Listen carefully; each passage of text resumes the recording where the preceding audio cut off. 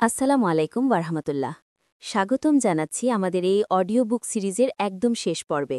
গত পর্বে আমরা উহুদ যুদ্ধের শুরুর ঘটনাগুলো শুনেছিলাম। আজকের পর্বে আমরা জানব যুদ্ধের বাকি অংশ এবং কিভাবে মুসলিমরা কঠিন পরিস্থিতি মোকাবেলা করেছিলেন।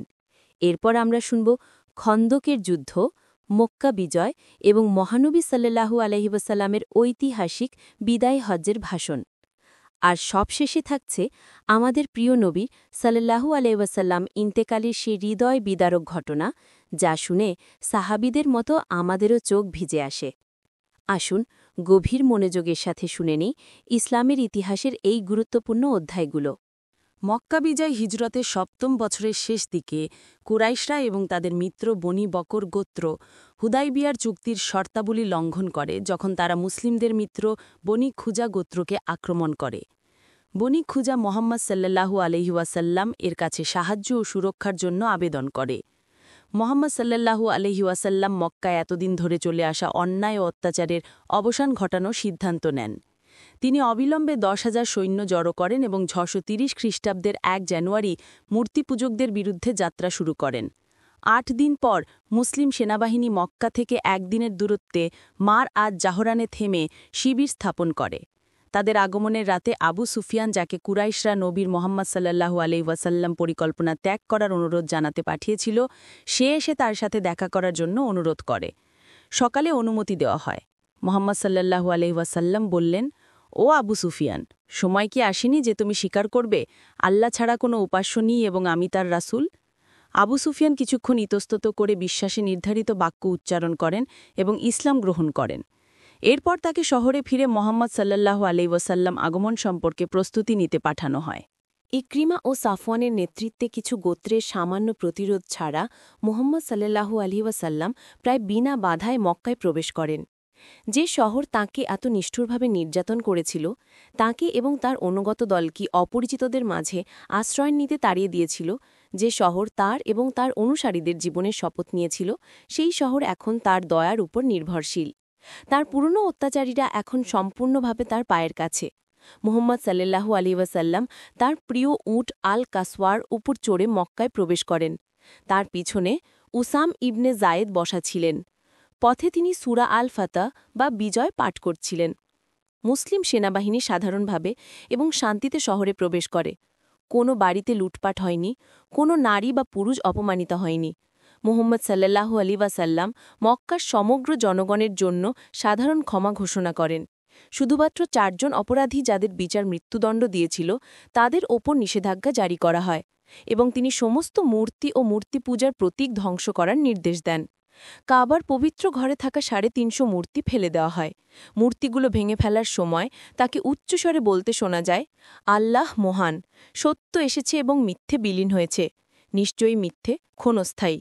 মুহাম্মদ সাল্লাল্লাহু আলাইহি ওয়াসাল্লাম এসব মূর্তি পূজার প্রতীক এবং সমস্ত মূর্তি পূজার আচার বিলুপ্ত করার পর সমবেত জনতার উদ্দেশ্যে একটি ভাষণ দেন। তিনি কোরআনের ভাষায় মানুষের প্রাকৃতিক ভ্রাতৃত্বের ওপর জোর দেন। ওহে মানবজাতি, আমরা তোমাদেরকে একজন পুরুষ ও একজন নারী থেকে সৃষ্টি করেছি এবং তোমাদেরকে জাতীয় গোত্রে বিভক্ত করেছি, যাতে তোমরা একে অপরকে জানতে পারো। নিশ্চয়ই আল্লাহ দৃষ্টিতে তোমাদের মধ্যে সবচেয়ে সম্মানিত সেই বিশ্বাসী, যে অধিক তাকওয়া বা আল্লাভীতি সম্পন্ন। শেষ জীবন ও বিদায় হজ।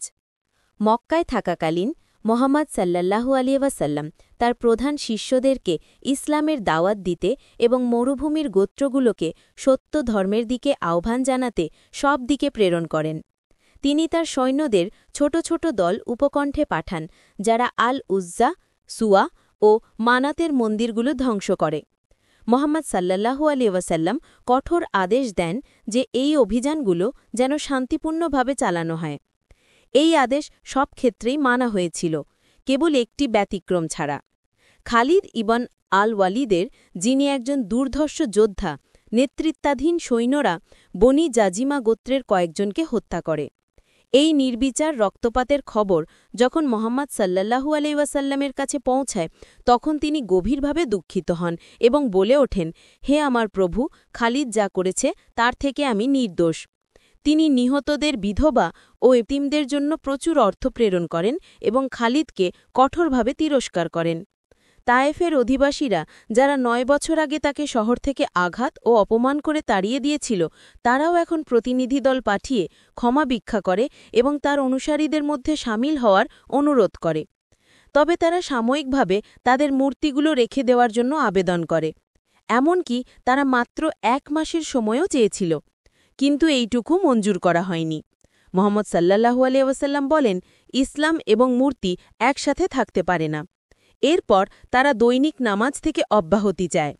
মুহাম্মদ সাল্লাল্লাহু আলাইহি ওয়াসাল্লাম জবাব দিলেন যে ইবাদত ছাড়া ধর্ম মূল্যহীন। শেষ পর্যন্ত তারা তাদের কাছে যা চাওয়া হয়েছিল তা সবই মেনে নেয়। তারা কেবল অনুরোধ করে যে তাদের নিজেদের হাতে মূর্তি ধ্বংস করা থেকে যেন অব্যাহতি দেওয়া হয়। এটি মঞ্জুর করা হয়। মুহাম্মদ সাল্লাল্লাহু আলাইহি ওয়াসাল্লাম তায়েফের মূর্তি, যার মধ্যে প্রধান ছিল কুখ্যাত আল্লাত, তা ধ্বংস করার জন্য আবু সুফিয়ান ও মুঘিরাকে নির্বাচন করেন। তায়েফের মহিলাদের হতাশা ও কান্নার মধ্যে এই কাজ সম্পন্ন হয়। হিজরতের ৯ম বছরের শেষ দিকে হজের মাস চলাকালীন মুহাম্মদ সাল্লাল্লাহু আলাইহি ওয়াসাল্লাম আলীকে রাদিয়াল্লাহু আনহু একটি ঘোষণা পাঠ করার জন্য দায়িত্ব দেন। এই বছরের পর কোনো মূর্তিপূজক হজ করতে পারবে না, কেউ উলঙ্গ হয়ে কাবার তাওয়াফ করতে পারবে না, যা পৌত্তলিক আরবদের একটি লজ্জাজনক প্রথা ছিল। নবীর সাথে করা যে কোনো চুক্তি কার্যকর থাকবে, তবে প্রত্যেকে তার এলাকায় ফিরে যাওয়ার জন্য ৪ মাস সময় দেওয়া হল। এরপরে যারা চুক্তি করেছিল তাদের প্রতি ছাড়া নবীর আর কোনো বাধ্যবাধকতা থাকবে না। এই ঘোষণা শোনার জন্য সমবেত বিশাল জনতা তাদের বাড়িতে ফিরে যায় এবং পরের বছর শেষ হওয়ার আগেই তাদের অধিকাংশই মুসলিম হয়ে যায়। হিজরতের ১০ম বছরে অর্থাৎ খ্রিস্টাব্দ ৬৩২ সালে মুহাম্মদ সাল্লাল্লাহু আলাইহি ওয়াসাল্লাম বিদায় হজ পালনের সিদ্ধান্ত নেন। তিনি মদিনা থেকে বিপুল সংখ্যক মুসলিমকে সঙ্গে নিয়ে রওনা হন। বিভিন্ন বর্ণনায় বলা হয়, এই সফরে প্রায় ৯০,০০০ থেকে ১ লক্ষেরও বেশি মানুষ তার সঙ্গে ছিল। হজের বিধিবিধান সম্পন্ন করার এক পর্যায়ে আরাফাতের ময়দানে তিনি সমবেত জনতার উদ্দেশ্যে তার ঐতিহাসিক বিদায়ী ভাষণ প্রদান করেন। তিনি বললেন, হে মানুষ, আমার কথা মনোযোগ দিয়ে শোনো। আমি জানি না যে এই বছরের পর তোমাদের মাঝে আমি আর কখনো ফিরে আসতে পারব কিনা। তোমাদের জীবন ও সম্পত্তি একে অপরের জন্য পবিত্র, যেমন আজকের এই দিন, এই মাস এবং এই স্থান পবিত্র। মনে রেখো, তোমাদের সবাইকে তোমাদের প্রতিপালকের সামনে হাজির হতে হবে এবং তিনি তোমাদের প্রতিটি কাজের হিসাব নেবেন। হে মানুষ, তোমাদের স্ত্রীদের উপর তোমাদের অধিকার আছে, আর স্ত্রীদেরও তোমাদের উপর অধিকার আছে। তোমরা আল্লাহর অঙ্গীকারের মাধ্যমেই তাদেরকে স্ত্রী হিসেবে গ্রহণ করেছ এবং আল্লাহর কথার মাধ্যমেই তারা তোমাদের জন্য বৈধ হয়েছে। আর তোমাদের দাসদাসীরা, তোমরা যা খাও তাদেরও তা খাওয়াবে, তোমরা যা পরিধান করো তাদেরও তা পরাবে। যদি তারা কোনো ভুল করে যা তোমরা ক্ষমা করতে না চাও, তাহলে তাদের আলাদা করে দাও, কিন্তু তাদের প্রতি কঠোরতা দেখানো যাবে না, কারণ তারাও আল্লাহর বান্দা। হে মানুষ, মনোযোগ দাও। সমস্ত মুসলমান ভাই ভাই। কোনো ব্যক্তি তার ভাইয়ের সম্পদ তার স্বচ্ছন্দ সম্মতি ছাড়া গ্রহণ করতে পারবে না।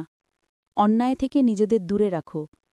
যারা আজ এখানে উপস্থিত তারা যেন এই কথাগুলো অনুপস্থিতদের কাছে পৌঁছে দেয়, কারণ অনেক সময় পরে যিনি শুনবেন তিনি হয়তো আজ যারা শুনছেন তাদের থেকেও ভালোভাবে কথা মনে রাখবেন। খুতবা শেষ করে তিনি বললেন, হে আল্লাহ, আমি কি আপনার বার্তা পৌঁছে দিয়েছি?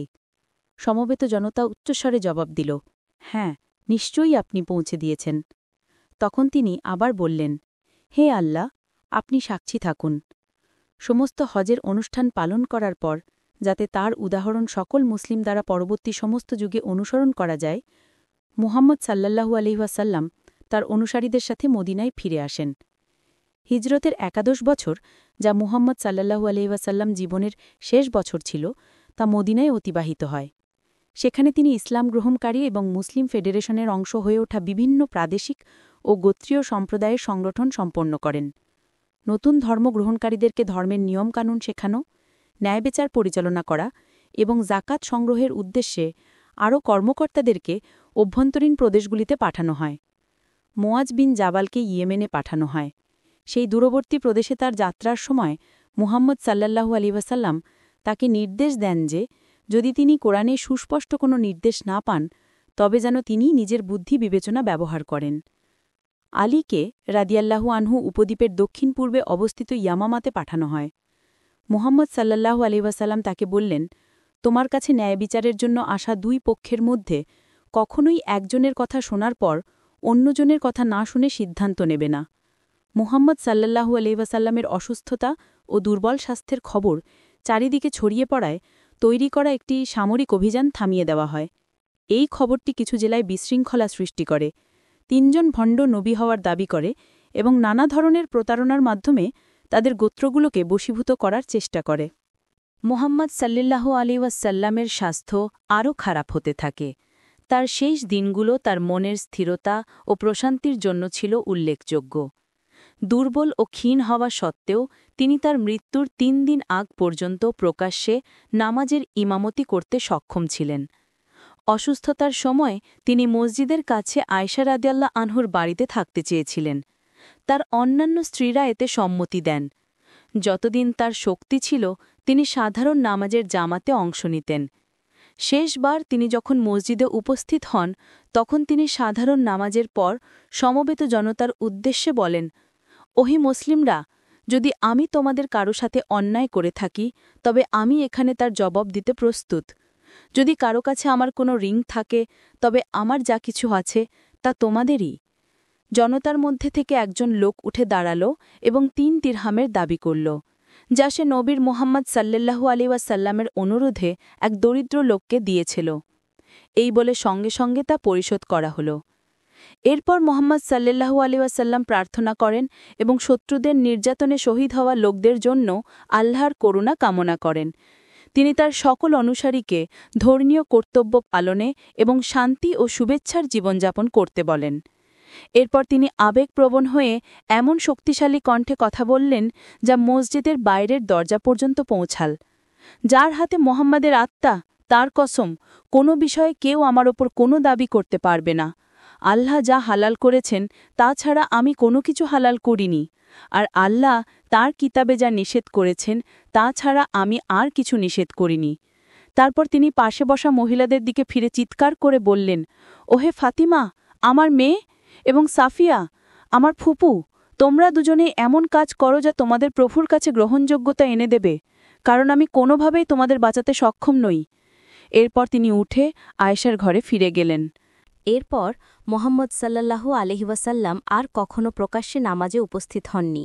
মসজিদ থেকে ফেরার কয়েক ঘণ্টা পর আয়েশা রাদিয়াল্লাহু আনহু কোলে মাথা রেখে তিনি শেষ নিঃশ্বাস ত্যাগ করেন।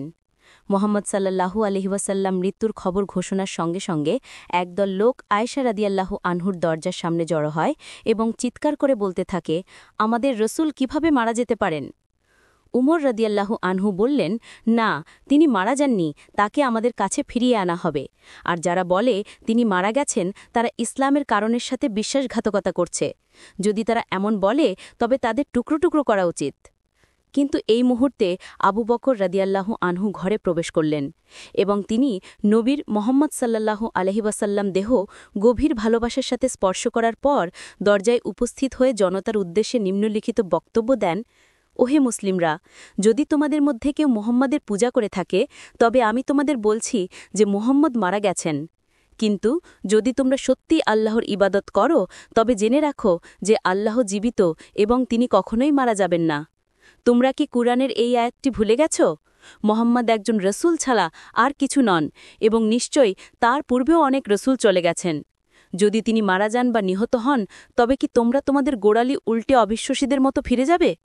আর যে তার গোড়ালি উল্টে ফিরে যাবে সে আল্লাহর কোনো ক্ষতি করবে না এবং আল্লাহ কৃতজ্ঞদের পুরস্কৃত করবেন। সূরা আলে ইমরান, আয়াত ১৪৪। আবু বকরের এই বক্তব্য শুনে উমর রাদিয়াল্লাহু আনহু তার ভুল স্বীকার করেন এবং জনতা শান্ত হয়ে যায়। নবীর মুহাম্মদ সাল্লাল্লাহু আলাইহি ওয়াসাল্লামের চাচা আল আব্বাস রাদিয়াল্লাহু আনহু দাফনের প্রস্তুতির তত্ত্বাবধান করেন এবং দেহ যথাযথভাবে ধুয়ে সুগন্ধি মাখানো হয়।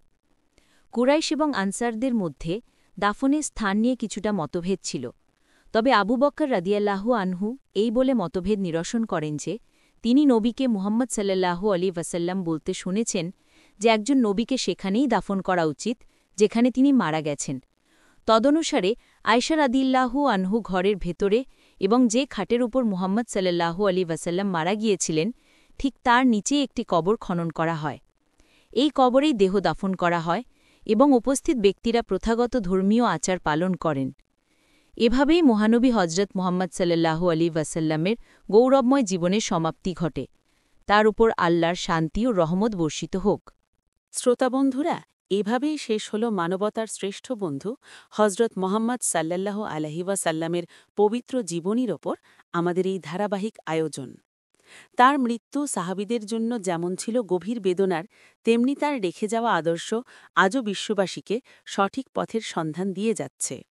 মক্কা বিজয় থেকে বিদায় হজ, প্রতিটি ঘটনায় আমাদের জন্য রয়েছে শিক্ষার বিশাল ভাণ্ডার।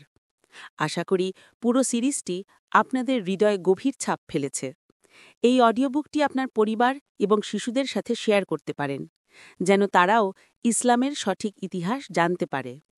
এমন আরও শিক্ষণীয় ভিডিও পেতে আমাদের চ্যানেলের সাথেই থাকুন। সবাই ভালো থাকবেন। আল্লাহ হাফেজ।